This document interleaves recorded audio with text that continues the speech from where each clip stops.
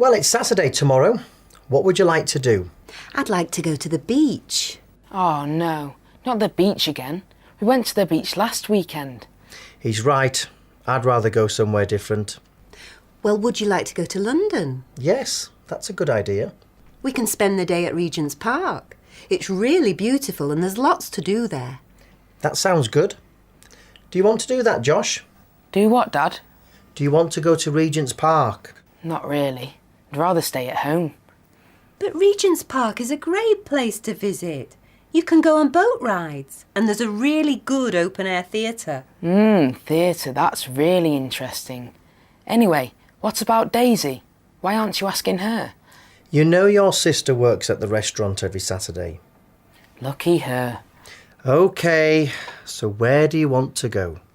I want to go to Longleat. Oh, I don't think so. It's a long way. But some friends from school went there last week, and there's a safari park where you drive around and look at all the lions and tigers and monkeys from your car.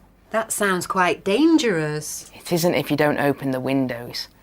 And you can see animals in Regent's Park. That's where London Zoo is. But I went to London Zoo last year with the school. I want to go somewhere different. OK, let's go to Longleat.